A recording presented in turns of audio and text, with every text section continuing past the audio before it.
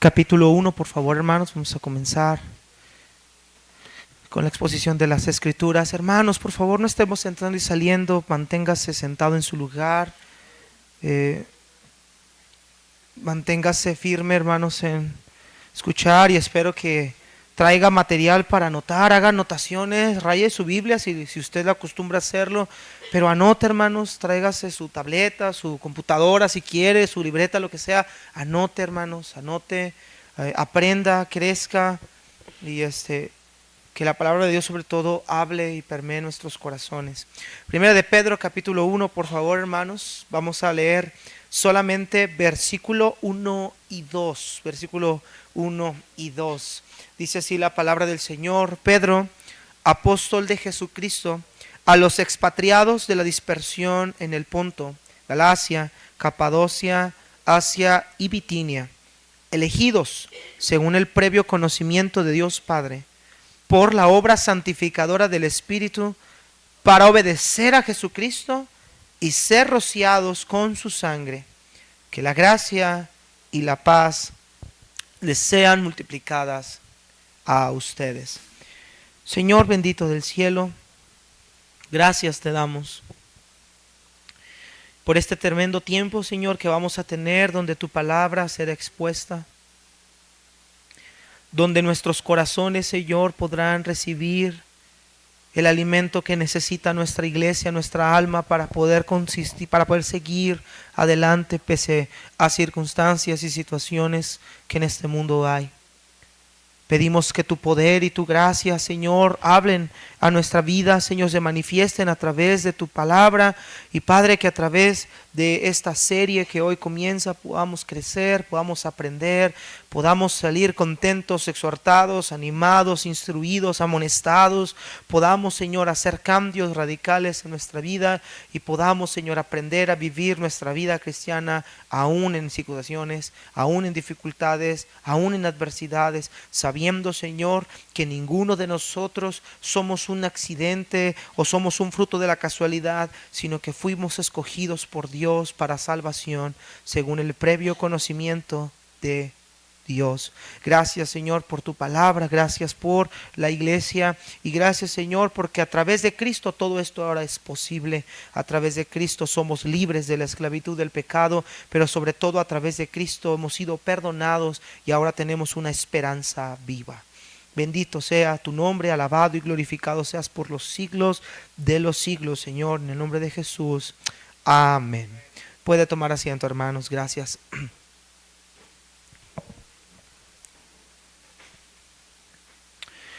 Una de las doctrinas que más conflicto, discusión y separación ha causado a lo largo de la historia de la iglesia es la doctrina de la elección. Pareciera que hablar de la doctrina de la elección es como si estuviéramos hablando de algo antibíblico. Pareciera que hablar de la doctrina de la elección es como si estuviéramos hablando de algo hereje. Pareciera que hablar de la doctrina de la elección es como hablar de injusticia. Pero hermanos, desgraciadamente, la doctrina de la elección ha sido tan rechazada por la iglesia o muchas iglesias que prefieren mantenerla lejos de los púlpitos de sus congregaciones. Pero quiero compartir una frase que a mí me llamó la atención y motivado por esta frase a predicar este sermón hoy, porque expresa una verdad respecto a esta doctrina de la elección. Esta frase la extraje del famoso predicador denominado el príncipe de los predicadores, Charles Haddon Spurgeon, y él dijo lo siguiente: creo en la doctrina de la elección porque estoy absolutamente seguro que si Dios no me hubiera elegido, yo nunca lo hubiera elegido a Él. Y esto corrobora lo que Cristo dijo: ustedes me aman a mí porque yo los amé primero. No me elegisteis vosotros a mí, dijo Jesús, sino que yo os elegí a vosotros. Y los elegí para que llevéis mucho fruto. Y para que vuestro fruto permanezca. Para que yo esté en ustedes y ustedes en mí. Queridos hermanos, la doctrina de la elección es una doctrina 100% bíblica. Pero es una doctrina ante la lógica humana incomprensible. Es una doctrina bíblica, pero muchas veces mal interpretada y mal enseñada. Sin embargo, hermanos, el apóstol Pedro nos puso un reto hoy. Porque en esta serie que vamos a estudiar de la primera carta de Pedro, Pedro comienza con una declaración doctrinal importante que no podemos brincarnos, que no podemos pasar a los otros versículos sin tomar en cuenta esto que Pedro empieza, porque Pedro empieza hablando de una manera doctrinal a la audiencia a la cual se refiere y a la cual va dirigida esta carta. La carta, hermanos, del apóstol Pedro comienza con el tema doctrinal referente a la elección.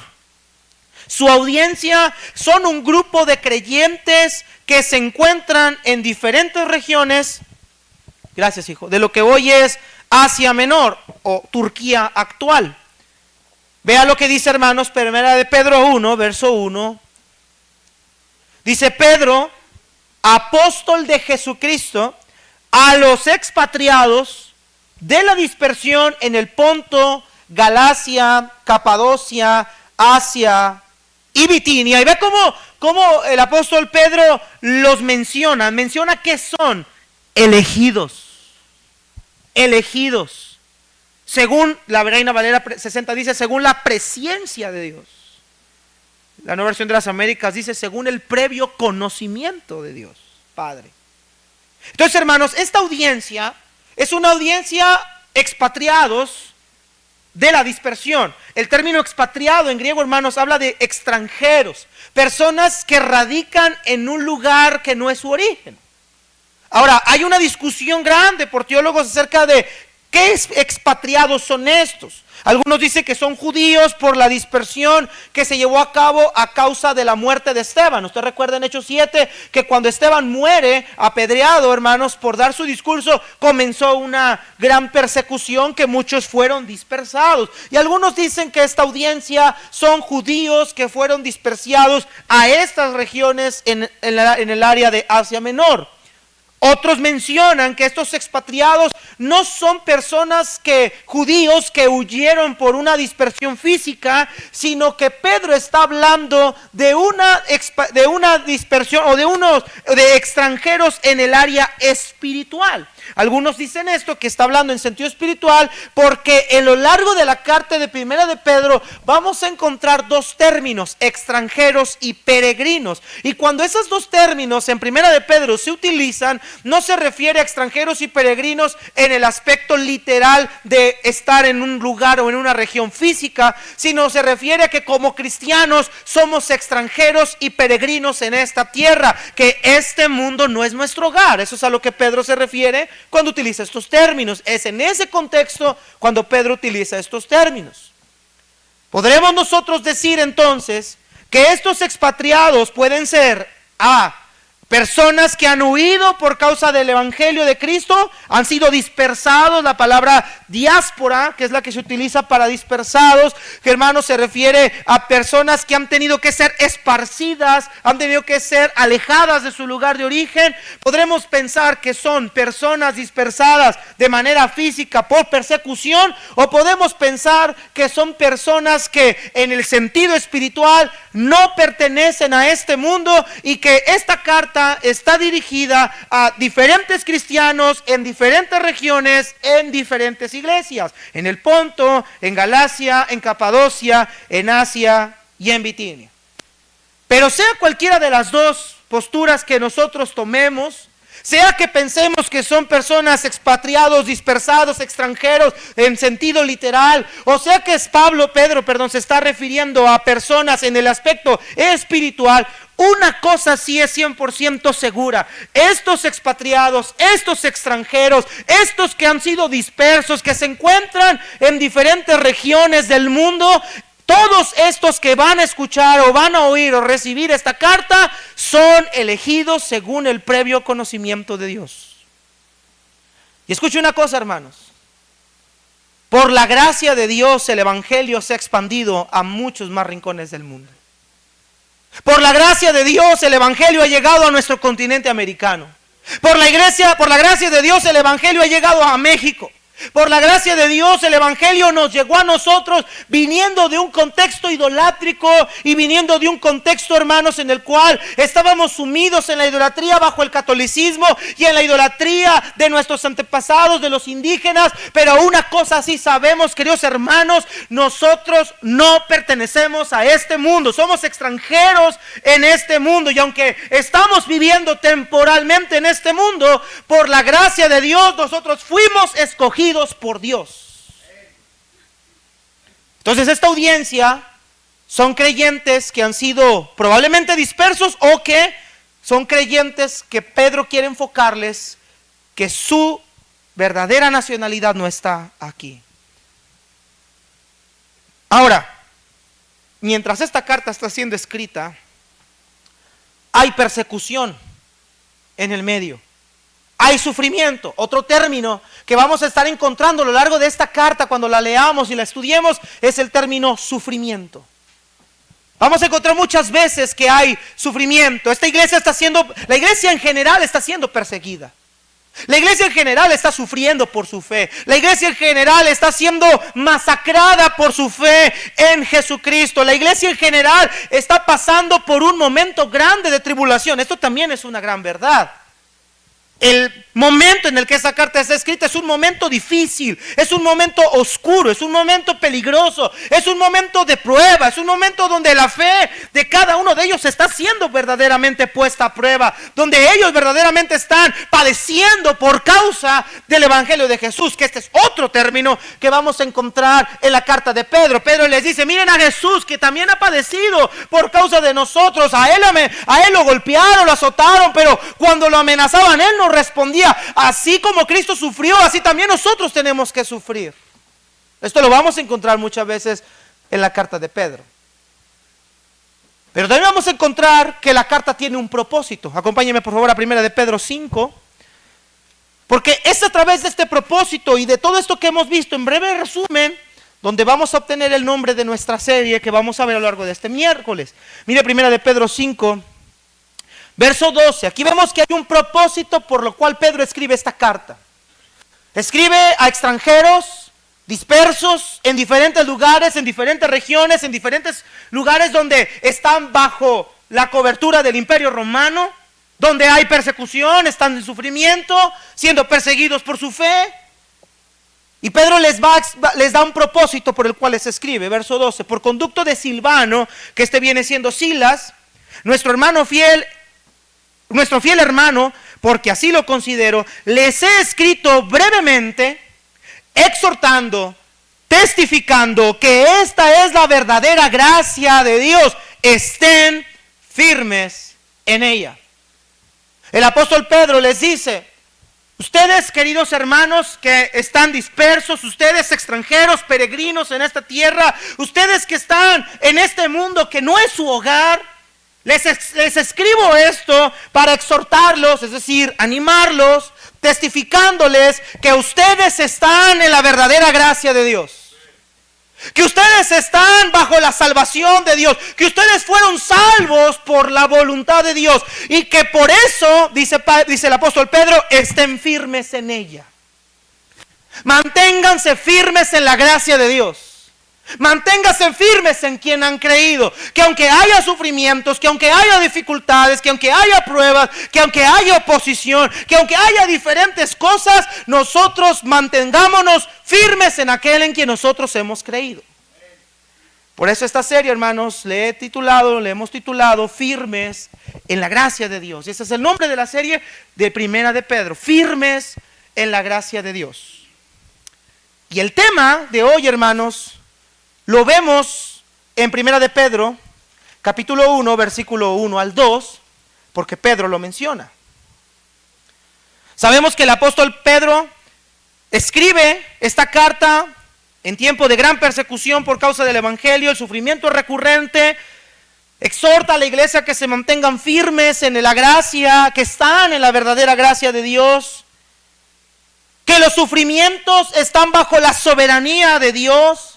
Y hermanos amados, los sufrimientos que bajo la soberanía de Dios, que Él permita nuestras vidas, eso no va a quitar lo que nosotros somos en Dios, lo que nosotros somos en Cristo.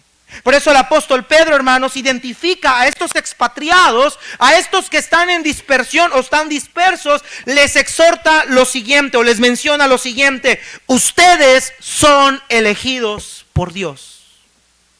Sea que estén lejos, sea que estén esparcidos por alguna razón, sea que ustedes son peregrinos en esta tierra o que ustedes no les pertenece, este no es su hogar. La razón por la cual nosotros, hermanos queridos, tenemos esperanza, la razón por la cual nosotros podemos estar firmes en la gracia de Dios y estamos en la gracia de Dios, es porque fuimos elegidos por Dios según su presciencia. Ese es el tema que nosotros en este primer mensaje vamos a abordar: elegidos por Dios. Todos y cada uno de nosotros, hermanos, no somos un producto de la casualidad. Todos y cada uno de nosotros, hermanos, no somos producto del azar, del destino. No llegamos al evangelio porque tuvimos el deseo de llegar. No llegamos al evangelio porque nosotros quisimos llegar. No llegamos al evangelio porque me dieron ganas de ir a una iglesia. Llegamos al evangelio porque Dios, desde la eternidad, Él decidió que nosotros fuéramos pueblo suyo. Y usted y yo somos el resultado de la voluntad de Dios. Amados hermanos, por eso, pase lo que pase, suceda lo que suceda, nosotros estamos en las manos de Dios, somos de Él. Somos de Él. Y eso es lo que Pedro quiere empezar a tratar con esta iglesia, a estos esparcidos, estos expatriados, estos cristianos en diferentes regiones. Quiere mostrarles, en primer lugar, que son una audiencia elegida, y en segundo lugar les va a mostrar que su elección tiene un propósito. Vamos a ver, hermanos, primera de Pedro 1 y 2, y vamos a ver primeramente una audiencia elegida. Dice: Pedro, apóstol de Jesucristo, a los expatriados de la dispersión en el Ponto, Galacia, Capadocia, Asia y Bitinia, elegidos según el previo conocimiento de Dios Padre. El apóstol Pedro describe que estos expatriados son elegidos por Dios. Estos expatriados han sido elegidos. Esta palabra es un adjetivo, quiere decir que Pedro está describiendo quiénes son estos expatriados, qué son en Dios, cuál es su identidad en Dios. Y su identidad en Dios es que han sido elegidos por Dios mismo. Ahora, hermanos, el término elegido significa seleccionados, escogidos o llamados fuera. El apóstol Pedro emplea el término elegidos, hermanos, porque es un término que a lo largo de las escrituras nosotros vamos a ver. Y el término elegidos, hermanos, en primer lugar, estaba relacionado con la nación de Israel.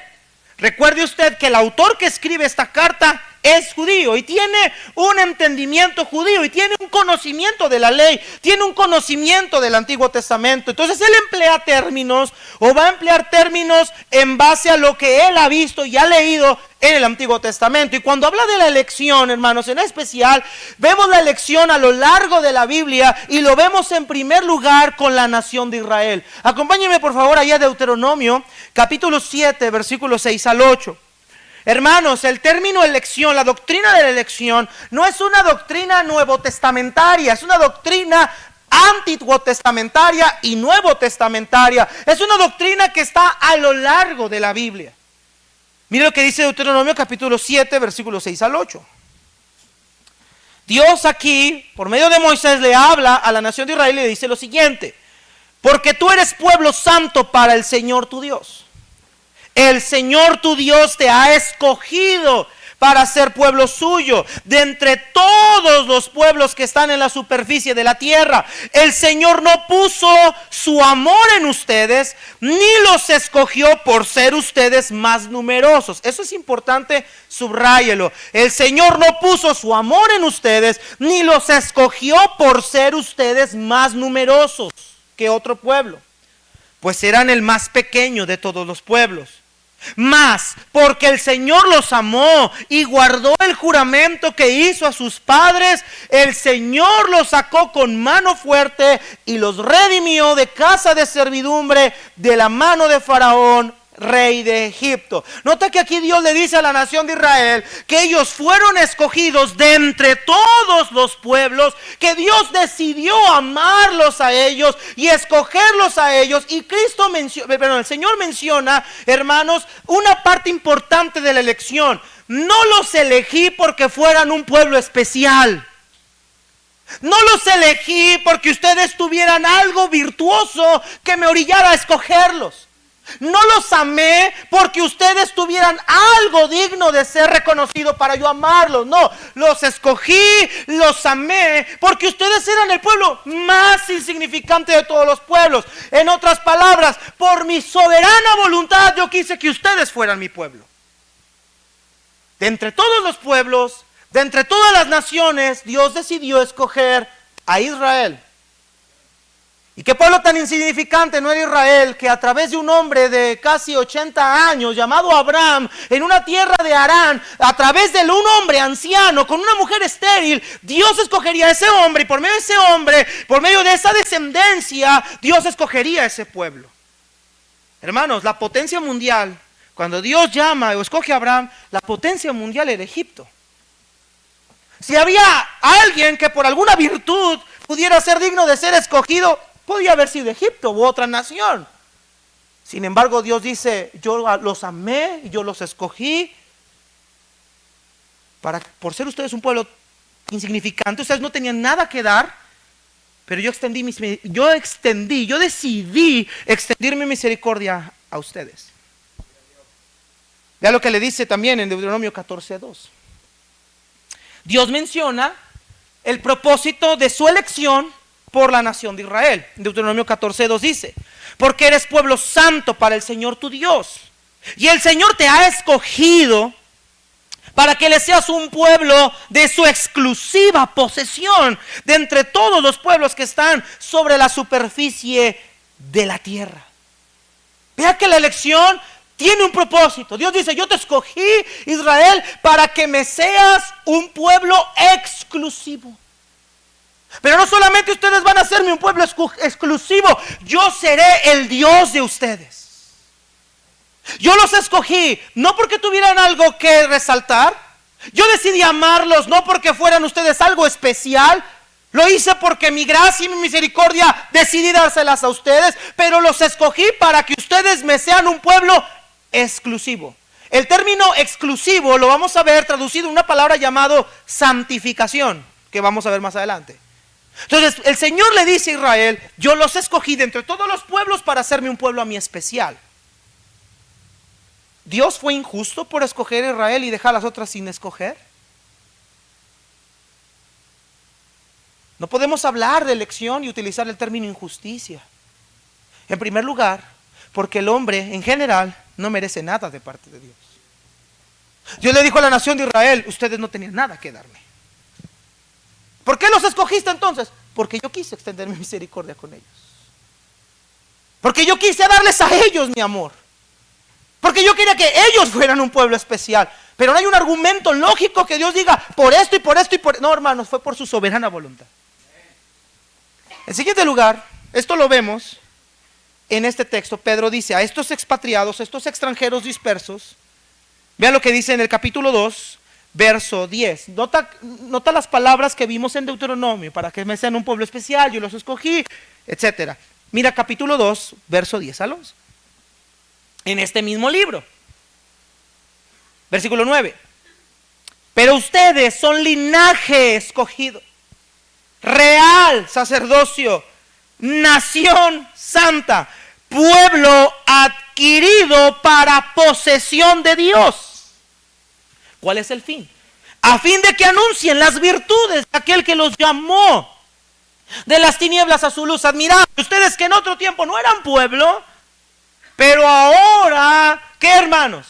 Son el pueblo de Dios. No habían recibido misericordia, pero ahora han recibido misericordia. Estos expatriados, estos dispersos, son escogidos por Dios. Ahora son para ser un pueblo para Dios. Ahora no eran pueblo, pero ahora son pueblo. Dios no había dado misericordia a ellos, pero ahora Dios les dio misericordia a ellos por su perfecta voluntad. Hermanos amados, sin duda alguna esta audiencia, hay audiencia gentil. Porque si había alguien que podía denominarse pueblo de Dios, era la nación de Israel. Los judíos creen ser el pueblo de Dios. Ellos piensan que son el pueblo de Dios. Y la Biblia nos describe que ellos eran el pueblo escogido por Dios. Pero los gentiles no, ellos eran extranjeros. Los gentiles no formaban parte del pueblo de Dios. Tenían que circuncidarse, tenían que cumplir las leyes mosaicas, tenían que adaptarse a la ley mosaica para formar parte del pueblo de Dios. Pero dice el apóstol Pedro, pero ahora ustedes, elegidos por Dios según su previo conocimiento, han sido formados como parte del pueblo de Dios. Y Dios les ha extendido a ustedes su misericordia. Hermanos amados, si tú y yo estamos aquí es porque Dios así quiso que estuviéramos aquí. No fue algo que nosotros decidimos, fue algo que Él decidió. Si estamos entendiendo, hermanos, la iglesia, al igual que la nación de Israel, ha sido elegida. Esta elección, tal como lo menciona Efesios 1:4, es una obra que proviene directamente de Dios Padre. Eso es lo que Pedro viene diciendo en el versículo 2. Elegidos según el previo conocimiento de Dios Padre. La Reina Valera 60 utiliza el término presciencia. La palabra presciencia, que es prognosis, hermanos, se traduce como conocimiento previo. Pero escuche, este conocimiento previo no quiere decir, como en español puede sonar, saber de antemano algo. Algunos dicen que la elección es por la presciencia, es decir, Dios ya sabía quiénes van a ser salvos, Dios ya sabe quiénes van a ser salvos y por eso son elegidos. No, hermanos, lo que el término presciencia nos quiere indicar es que desde antes de la fundación del mundo, desde la eternidad, Dios ha determinado que estos cristianos sean escogidos por Él. ¿Dónde vemos eso? Acompáñenme a 2 de Tesalonicenses 2:13. No habla solamente de saber de antemano las cosas, sino que desde antemano Dios fue quien los escogió. Dios es el que obró en la elección de ellos. Mire lo que dice 2 de Tesalonicenses 2:13. Vamos a utilizar otros textos de la Biblia para confirmar esto. Vea, Pablo escribiendo a los tesalonicenses les dijo: pero nosotros siempre tenemos que dar gracias a Dios por ustedes, hermanos amados por el Señor, porque Dios los ha escogido desde el principio, vea esa palabra, desde el principio, para salvación, mediante la santificación por el Espíritu y la fe en la verdad. El apóstol Pablo está diciendo, Pedro está diciendo que fuimos escogidos por la presencia de Dios. Y Pablo, diferente a Pedro, está diciendo a los tesalonicenses que fueron escogidos por Dios desde el principio. ¿Para qué? Para salvación. Mire por favor también Efesios 1:4. Efesios 1:4. Porque Dios nos escogió en Cristo antes de la fundación del mundo, para que fuéramos santos y sin mancha delante de Él. Entonces, ¿qué es lo que Pedro y Pablo están diciendo? Que nuestra salvación, nuestra elección fue determinada por Dios desde la eternidad. Es decir, que no fue un plan abortivo de Dios, no fue un plan orquestado por Dios a última hora. No es que Dios se decidió a última hora salvarlo.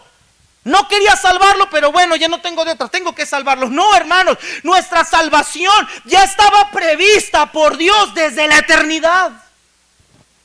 Dios ya nos conocía a cada uno de nosotros por nombre. Dios ya sabía quiénes somos. Dios ya sabía lo que iba a suceder en nuestra vida, como vimos el domingo. Dios en su providencia permitió que todas las cosas que nos han sucedido sucediéramos, porque Él había determinado desde antes habernos escogido para ser salvos.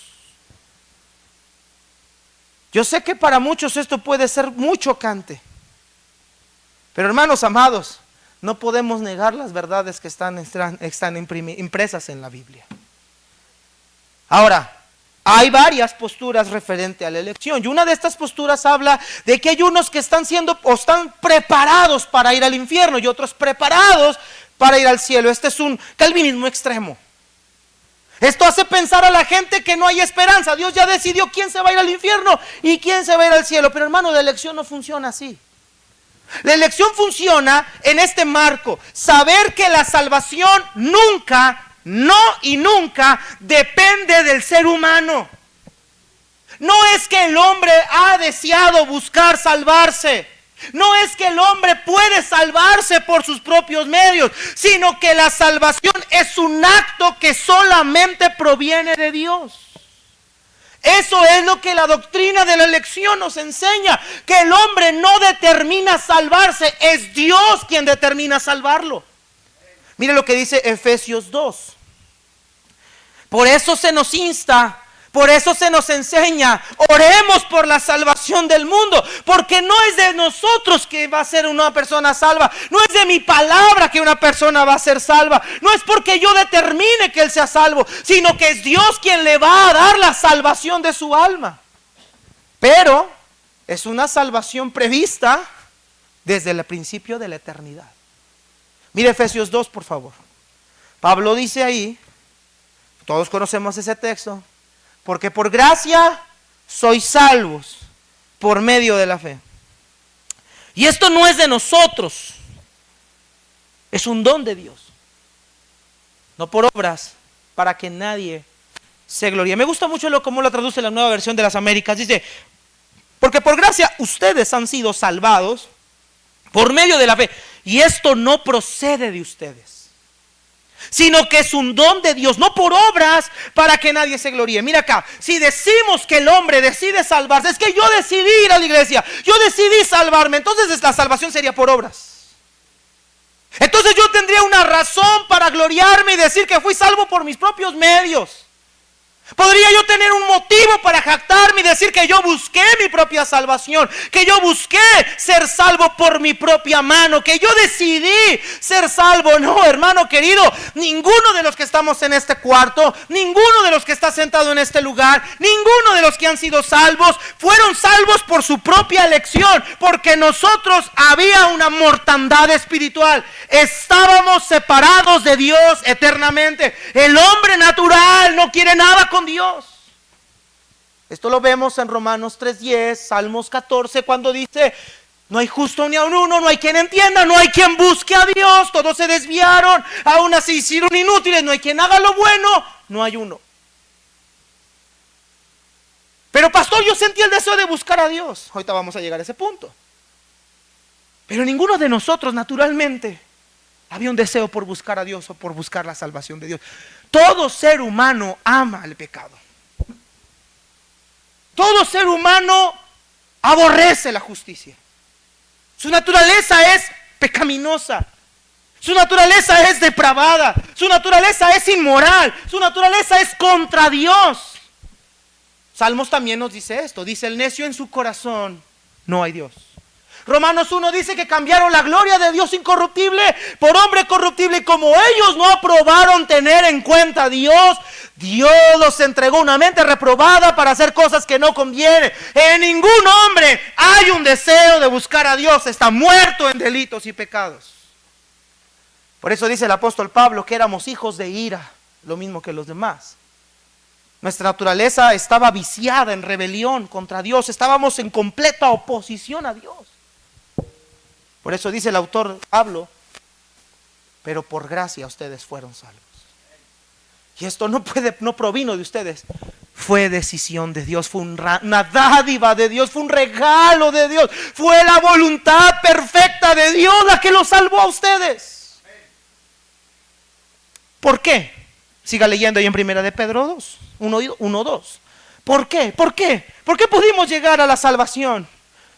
Porque fuimos elegidos según la presciencia de Dios, pero mire también el otro punto importante en esta carta, 1 de Pedro 1, versículo número 2, por la obra santificadora del Espíritu.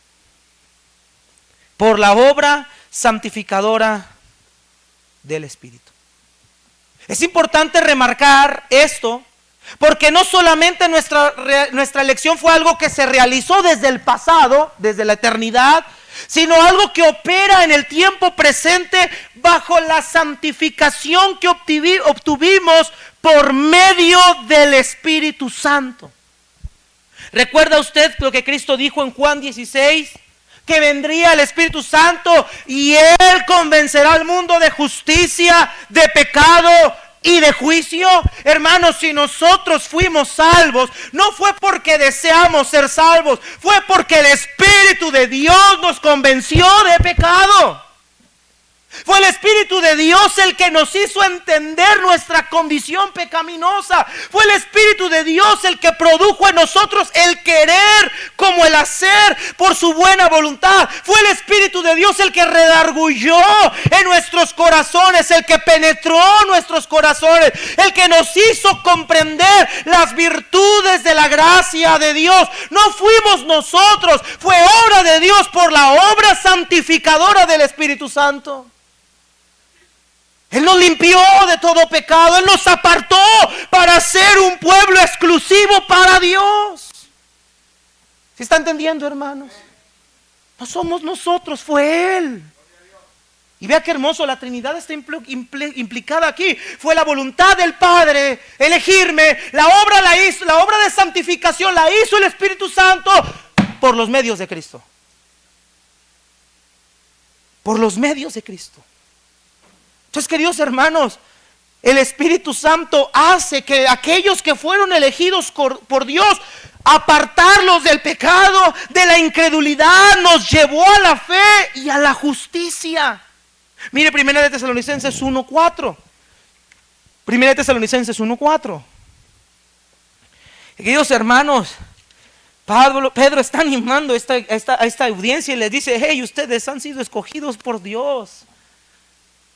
Todas las cosas que han vivido, todas las cosas que han sucedido, todas las cosas por las que han pasado, Dios las ha permitido. Pero una cosa entiendan, iglesia, ustedes son del pueblo de Dios. Y no importa lo que pase, no importa lo que venga, no importa lo que suceda, nada de lo que sucede en el mundo jamás podrá separarnos del amor de Dios que es en Cristo Jesús. No hay nada que pueda quitarnos de la mano del Padre. Él nos escogió para ser su pueblo para siempre. Y yo pregunto a usted, hermano, ¿por qué entonces vive desanimado en esta vida? Si usted fue escogido por Dios para su gloria, ¿por qué vive desanimado como si no hubiera esperanza? ¿Por qué se queja como si no hubiera solución? Me encanta ese himno: jamás nadie podrá separarnos del amor de Dios. Nada. Ni tribulación, ni angustia, ni persecución, ni hambre, ni desnudez, ni peligro, ni espada. Ni lo alto, ni lo profundo, ni ninguna otra cosa creo. Mira lo que dice 1 de Tesalonicenses 1:4. Sabemos, hermanos amados de Dios, de la elección de ustedes. Porque nuestro evangelio no vino a ustedes solamente en palabras, sino también en poder. ¿Y en qué? En el Espíritu Santo, con plena convicción, como saben qué clase de personas demostramos ser entre ustedes por el amor que les tenemos. Pablo le dice a la iglesia: ustedes fueron salvos por el poder del Espíritu Santo. Hermanos, fue el Espíritu Santo el que nos convenció de pecado. Como vimos en 2 Tesalonicenses 2:13, fuimos escogidos por la santificación del Espíritu. En Efesios 1:4 dice: para ser santos, escogidos por Dios para ser santos y sin mancha delante de Él. no fue que Él vio algo bueno en nosotros. No fue que nosotros hicimos alguna virtud para ganarnos esa salvación. Cuando Pablo hace este comparativo hermoso del matrimonio con Cristo y la iglesia, él dice que debemos amar a nuestras mujeres como Cristo a la iglesia para santificarla, habiéndola purificado en el lavamiento del agua por la palabra. ¿Sabe qué es lo que eso nos quiere decir? Que cuando Cristo tomó a su esposa, la iglesia, no la tomó porque era la más bella, la tomó para santificarla. Es un proceso. En otras palabras, cuando Cristo escogió la iglesia, lo voy a ejemplificar en términos humanos. Cuando Cristo tomó la iglesia, era la persona más espantosa y horrible del mundo. Era lo más vil. Era lo despreciable. Era algo que nadie podía querer. Era algo que nadie podía fijarse. Sin embargo, su elección nos hace muestra de su gracia. Nos hace muestra de su gracia, porque su gracia refleja el amor, la misericordia y la compasión que Dios tuvo por nosotros. En que no siendo nada, nos dio todo. En que no mereciendo nada, nos dio un regalo maravilloso, la vida eterna. Y en el proceso nos santificó, nos limpió, nos embelleció. ¿Qué joven de aquí tomaría una mujer horrible para casarse? ¿Qué joven de aquí tomaría una mujer deforme para casarse? Todos buscarían la joven más bella, la más guapa, la más atractiva, la que pudiera satisfacer sus necesidades. Pero el Señor no buscó algo que satisfaciera su necesidad. Dios buscó algo en quien Él pudiera satisfacer su amor. Alguien que necesitara su misericordia. ¿Y sabes qué, hermanos? Como dice 1 Corintios, Él escogió lo más vil, lo más menospreciado, lo que no es. Y eso somos nosotros, hermanos. Yo no tengo ninguna razón para pararme delante de Dios y jactarme y decir por estos méritos yo soy salvo. No, yo al contrario puedo decir yo soy salvo de pura gracia.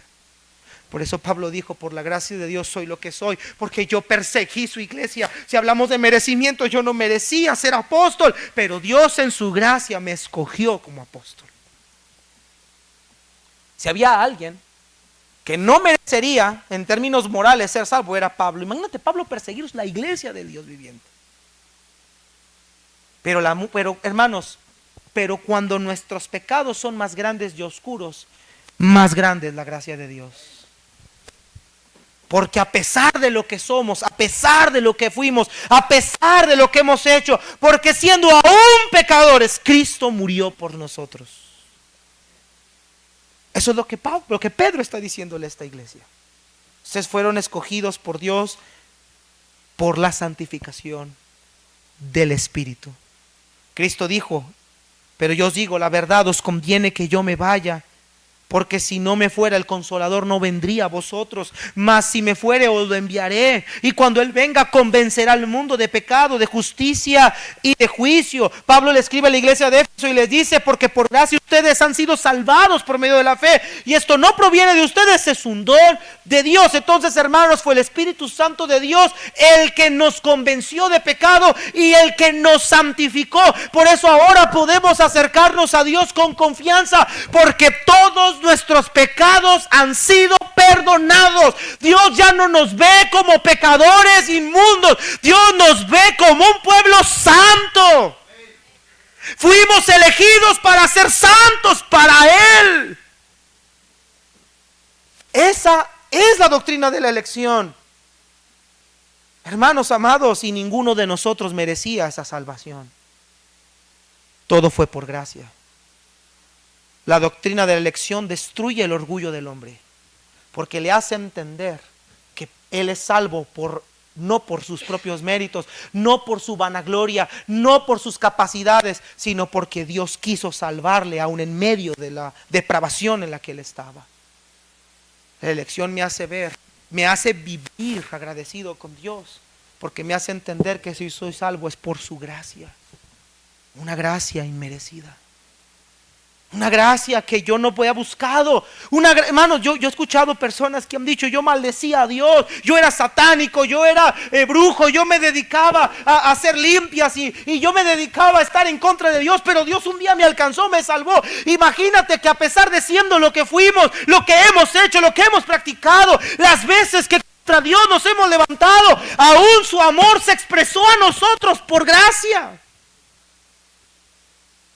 Eso resalta la doctrina de la elección, la gracia de Dios. Pero Pedro le dice a esta iglesia que su elección tiene un propósito. Versículo 2. Según el previo conocimiento de Dios Padre, fuimos elegidos por la obra santificadora del Espíritu, y aquí está el propósito: para obedecer a Jesucristo y ser rociados con su sangre. Pedro describe que esta elección, hermanos, de estos expatriados dispersos tiene un propósito: para obedecer a Jesucristo. La obediencia es un claro distintivo de la salvación del cristiano. Esto es lo que distingue al salvo del no salvo. Esto es lo que manifiesta las personas que verdaderamente han sido escogidas por Dios. Es que no fuimos escogidos solamente para ser salvados, para ser perdonados. No fuimos escogidos solamente para ir al cielo. Fuimos escogidos para que en esta vida, en este peregrinaje que estamos ahorita, obedezcamos al Señor el resto de nuestras vidas. Ese es el propósito de nuestra elección. Cristo dijo: si me amáis, guardad mis mandamientos. El que tiene mis mandamientos y los guarda, este es el que me ama. Y el que me ama será amado por mi Padre, y yo le amaré y me manifestaré a él. El que me ama, mi palabra guardará, y mi Padre le amará, y vendremos a él y haremos morada con él. El que no me ama no guarda mis palabras. La palabra que habéis oído no es mía, sino del Padre que me envió. Es por eso que Pedro dice que fuimos elegidos por la obra santificadora del Espíritu para obedecer a Cristo, porque Cristo es la palabra encarnada. Cristo y sus palabras son verdaderas. Cristo dijo: es que estas palabras no son mías, son del Padre. Estos mandamientos son de Dios. No cumplimos los mandamientos para salvarnos, cumplimos los mandamientos como resultado de nuestra elección hecha por Dios. Amados hermanos, no cumplimos la ley de Dios para buscar ser mejor cristiano, la cumplimos como resultado de nuestro cristianismo. La salvación produce verdadera conversión. Y la obediencia es un distintivo de una verdadera conversión. Efesios 2, 1 al 3, no vamos a ir por tiempo, dice: Él os dio vida a vosotros cuando estabais muertos en vuestros delitos y pecados, haciendo la voluntad de la carne y de los deseos, siguiendo la corriente de este mundo, conforme al príncipe de la potestad del aire. Y note lo que dice el siguiente: el espíritu que ahora opera en los hijos de... Hermanos, esa era nuestra identidad antes: hijos de desobediencia, completa oposición a la ley de Dios, completa rebelión a la palabra de Dios. Hermanos, el hombre no puede buscar a Dios porque no quiere, porque no desea su palabra, no la va a seguir, no la va a obedecer, no la va a guardar, no la va a leer, no la va a meditar, porque en él opera un espíritu de desobediencia. Pero los elegidos de Dios, los que han sido salvos por Dios, los que han sido santificados por el Espíritu, obedecen a Dios porque hay una nueva naturaleza en ellos. El Señor dijo en Ezequiel: les daré un corazón nuevo y pondré en ellos un corazón de carne, y pondré mis leyes y mis mandamientos en su corazón. Hermanos amados, esta es la evidencia de nuestra elección. Para eso fuimos llamados, para eso fuimos salvados, para hacer la voluntad de Dios, y para que al hacer la voluntad de Dios el Padre sea glorificado. Ese es el propósito de la elección. Romanos 8, 6, 9 dice: porque los que viven conforme a la carne ponen la mente en las cosas de la carne, pero los que viven conforme al Espíritu, en las cosas del Espíritu. Porque la mente puesta en la carne es muerte, Pero la mente puesta en el Espíritu es vida y paz. La mente puesta en la carne es enemiga de Dios. Nota por qué. Porque no se sujeta a la ley de Dios, pues ni siquiera puede hacerlo. Y los que están en la carne no pueden agradar a Dios. ¿Cómo saber que soy escogido por Dios? Porque en nosotros hay un deseo por la palabra de Dios y para obedecerla. Por eso dice Pablo en este texto en Romanos, interesante. En esto se diferencian los que están en la carne y los que andan en el Espíritu, en lo que piensan y en lo que hacen. He escuchado muchas veces, es que no me gusta leer la Biblia. Es que no me nace leer la Biblia. Es que no me nace orar. Es que es muy difícil obedecer a Dios. Ay, qué difícil es la vida cristiana. Ay, es que no puedo. Es que hermanos, te estoy hablando de personas que dicen que son cristianos, lo que estoy repitiendo. Es que el pecado es que el pecado gusta, pastor. Yo me pregunto, ¿verdaderamente ha nacido de nuevo? Una persona que no ha nacido de nuevo, su mente siempre está puesta en las cosas de la carne y en completa desobediencia a la ley de Dios. Pablo lo dice muy bien, no se sujetan a la ley de Dios porque no pueden. Pero hermanos, los que hemos sido elegidos, el Espíritu Santo mora en nosotros y por medio de su Espíritu nosotros podemos obedecer sus mandamientos. Y sus mandamientos no son gravosos. Pedro dice, este es el propósito de su elección, para obedecer a Cristo. Pastor, es que mi vida no tiene un propósito. No, sí la tiene. Es que mi vida es como ni fu ni fa, como que no sé, no le hallo sentido a mi vida. No, sí la tiene. Fuiste escogido por Dios, por su gracia. Fuiste limpiado, perdonado, regenerado, justificado, declarado inocente, santificado para vivir para la gloria de Él. Nuestro propósito es que a lo largo de nuestro peregrinaje, a lo largo de nuestra vida como extranjeros en este mundo, el Padre sea glorificado a través de mí y a través de ti. ¿Qué propósito mayor quieres que ese? ¿Sabe por qué buscamos propósito en esta vida? Porque buscamos un propósito para este maldito mundo. Que este mundo me aplauda, me reconozca, me vea todo mundo, me exalten, vean que soy alguien importante. Por eso creemos que no tenemos un propósito. Pero los hijos de Dios no tenemos un propósito para este mundo. Los hijos de Dios tenemos un propósito para Él, para que su nombre sea santificado en todas las naciones, a través de las obras de sus hijos elegidos. Por eso Cristo dijo, ustedes son la sal y la luz, para que los hombres vean sus buenas obras y glorifiquen a vuestro Padre que está en los cielos. Ese es nuestro propósito en la vida. Y espero que no haya alguien pensando aquí diciendo, qué poquito propósito. Espero que todos estemos convencidos de que aunque no seamos ministros, pastores, podemos glorificar a Dios, no desde nuestra posición de ministerio, podemos glorificar a Dios desde nuestra posición como hijos de Dios. Yo no necesito estar en un púlpito para glorificar a Dios, porque si mi vida, mi carácter son como los de Cristo, puedo impactar la vida de otros para la gloria de Dios, sin necesidad de estar detrás de este lugar. Hermanos, tu vida tiene un plan. Si eres salvo, tú tienes un propósito muy grande. Y no hay mayor propósito que ese, que nuestro Padre que nos salvó por gracia sea exaltado. Y que toda lengua confiese que Jesús es el Señor. Y para concluir, mire lo que dice Pedro 1:2. Fuimos elegidos según el previo conocimiento de Dios Padre, por la obra santificadora del Espíritu, para obedecer a Jesucristo y ser rociados con su sangre. Nota que menciona, hay una connotación importante, hay una unidad, hay una frase y.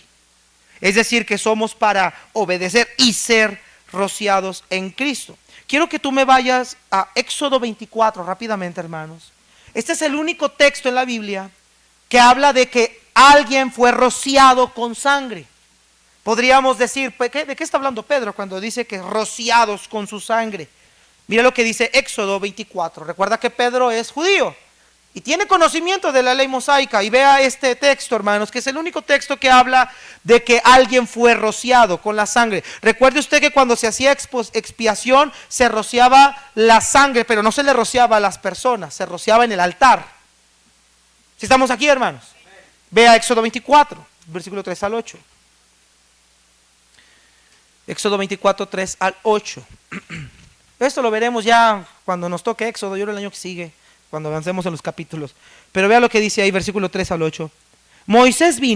Versículo 2 dice: sin embargo, Moisés se acerca solo al Señor, ellos no se acercarán, ni el pueblo subirán con él. Moisés vino y contó al Señor todas las palabras del Señor y todas las ordenanzas. Vean cómo responde el pueblo. Todo el pueblo respondió a una voz y dijo: haremos todas las palabras que el Señor nos ha dicho. Y Moisés escribió todas las palabras del Señor. Levantándose muy de mañana, edificó un altar al pie del monte con 12 columnas por las 12 tribus de Israel, y envió jóvenes israelitas que ofrecieron holocaustos y sacrificaron novillos como ofrendas de paz al Señor. Moisés tomó la mitad de la sangre y la puso en vasijas, y la otra mitad de la sangre la roció sobre. ¿Dónde la roció primero? El altar. El altar simbolizaba la presencia de ¿quién, hermanos? La presencia de Dios. Verso 7. Luego tomó el libro del pacto. ¿Qué dijeron los israelitas que iban a hacer? Obedecer. ¿Y toma el libro de qué? Del pacto.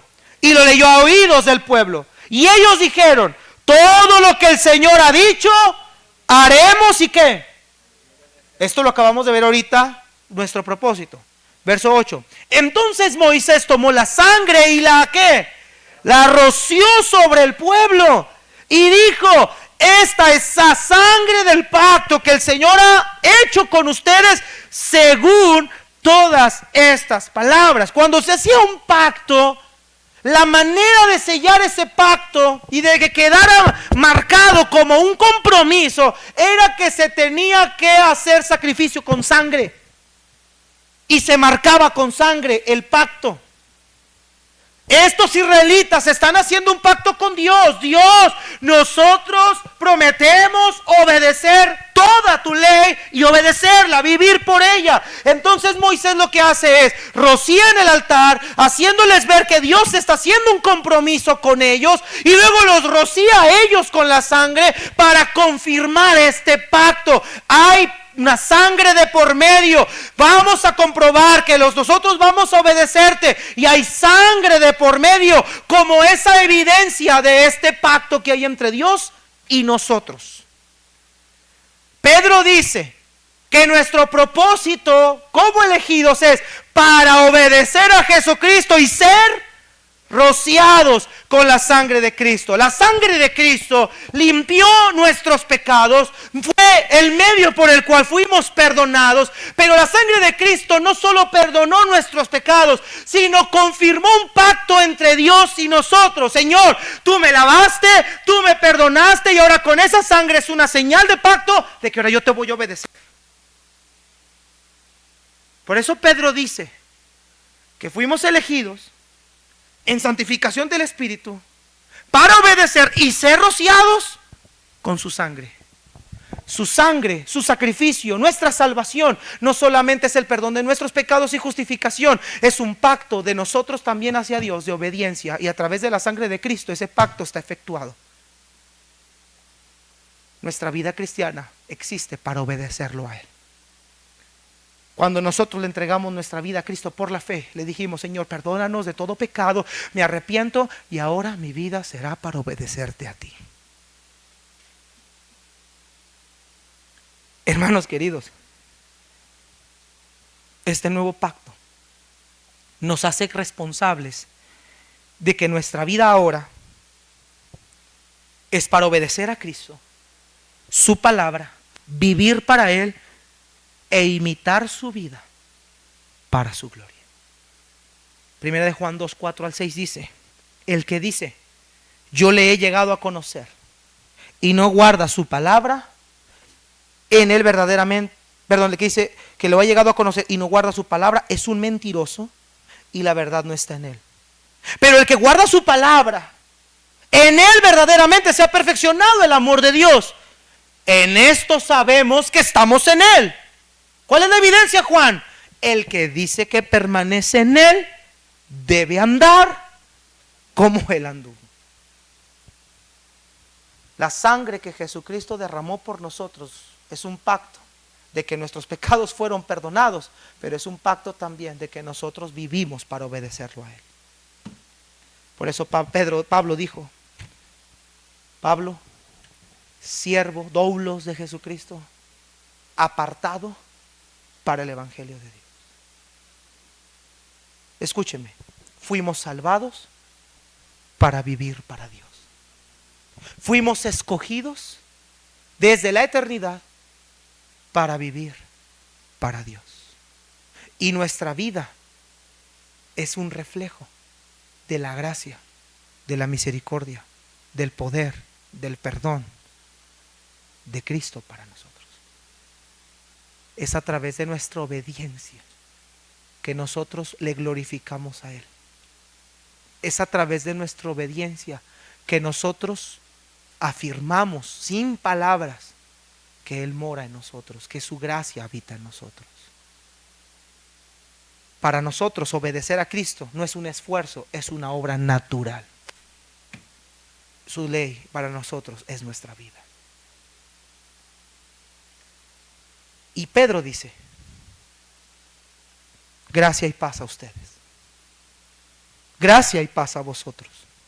Esta expresión de deseo es una realidad para nosotros, porque el ser elegidos trajo dos cosas: gracia, primeramente un favor no merecido.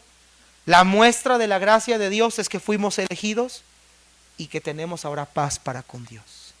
Hermanos, ya no somos enemigos de Dios. Justificados pues por la fe, tenemos paz para con Dios. Y ahora Pedro dice a ustedes que son elegidos, que la gracia y la paz de Dios siga perdurando en sus vidas. Que la gracia y la paz de Dios siga manifestándose en su vida. Ya están perdonados ante Dios, ya son salvos por la gracia de Dios, tienen paz con Dios, que esta gracia y esta paz que tienen con Dios sigan adelante en ella. Que Dios siga obrando en sus vidas, que su elección siga rindiendo frutos para su gloria.